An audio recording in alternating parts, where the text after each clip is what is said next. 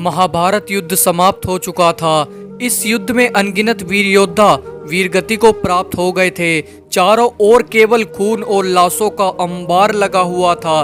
पितामह भीष्म, आचार्य द्रोण, दुर्योधन, दुशासन, कर्ण और शकुनी जैसे कौरव इस कुरुक्षेत्र की भूमि में अधर्म की ओर से लड़ते हुए वीरगति को प्राप्त हो गए थे।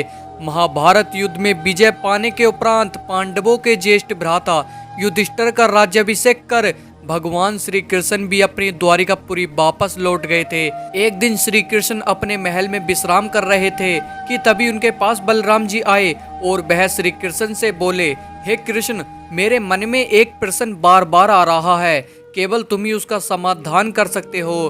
भगवान श्री कृष्ण ने कहा, बताइए दाऊ भैया, क्या पूछना चाहते हैं आप। तभी बलराम कहते हैं, महाभारत के इस विनाशकारी युद्ध में न जाने कितने अनगिनत योद्धा वीरगति को प्राप्त हो गए हैं, न जाने कितनी स्त्रियां विधवा हो गई हैं और न जाने कितने घर उजड़ गए हैं। यह सब सोचकर मेरा मन अत्यंत व्याकुल हो रहा है और मेरे मन को न जाने कितने अनगिनत सवालों ने घेर रखा है।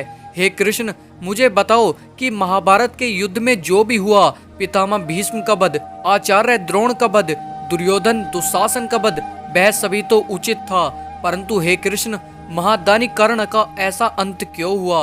वो तो एक श्रेष्ठ मित्र, महान पराक्रमी योद्धा और महान दानेश्वर था, जिसने स्वयं ही माता कुंती को अर्जुन के सिवा किसी अन्य पांडव को नहीं मारने का वचन दिया था, जिसने अपने कवच और कुंडल ब्राह्मण वेश में आए देवराज इंद्र को दान दे दिए थे। ऐसे महान दानवीर ने अपने कर्मों का फल क्यों भोगा। बलदाऊ जी की बात को सुनकर भगवान श्री कृष्ण कहते हैं, तो सुनिए दाऊ भैया, वैसे तो दुर्योधन के अधर्म में जिसने भी साथ दिया था वह सभी पाप के भागी बन गए थे। उनको उनके कर्मों का फल तो मिलना ही था। कर्ण दानवीर होते हुए भी उसको भी दान से अर्जित पुण्य अंतिम समय पर नहीं दे सके, क्योंकि जब महाभारत युद्ध में अभिमन्यु 7 महारथियों के साथ अकेले युद्ध करता हुआ वीरगति को प्राप्त हो गया और वह पूरी तरह से घायल मृत्यु के द्वार पर खड़ा था, तब उसने युद्ध भूमि में अपने समीप खड़े अंगराज कर्ण से अपनी प्यास बुझाने के लिए याचना इस विश्वास से की थी कि भले ही वह उसके शत्रु पक्ष का है, पर वो महान दानेश्वर होने के कारण वह कर्ण उसकी प्यास को शांत करने के लिए उसे जल अवश्य देगा। परंतु दाऊ भैया, उसके पास जल होने के बावजूद भी उसने इस जल को नहीं दिया। उसका प्रिय मित्र दुर्योधन नाराज हो जाएगा, इस कारण उसने अभिमन्यु को जल देने को मना कर दिया और उसने उस जल को अभिमन्यु के सामने ही रणभूमि में बहा दिया और महादानी कर्ण ने जल का दान नहीं दिया। उसने मृत्यु के द्वार पर खड़े योचक की अवहेलना की थी और युद्ध भूमि में उस बालक अभिमन्यु को अपने सूखे पड़े कंठ के कारण प्राण त्यागने पड़े थे। हे दाऊ भैया, स्वयं के पास जल होते हुए भी मृत्यु के द्वार पर खड़े हुए को जल नहीं दिया। कर्ण के इस एकमात्र पाप ने उसके संपूर्ण जीवन में हुए दानों से अर्जित पुण्य को नष्ट कर दिया।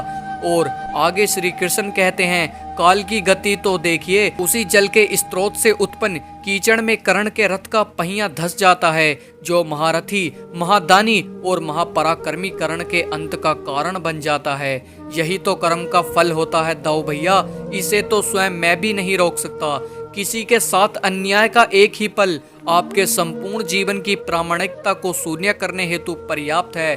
तो मित्रों, इस संवाद से हमें पता चलता है कि कर्ण ने अपने जीवन में जितने दान दिए थे उसका पुण्य उसे क्यों नहीं मिला और केवल अभिमन्यु को जल न देने के कारण उसे इतना बड़ा मृत्युदंड क्यों मिला था।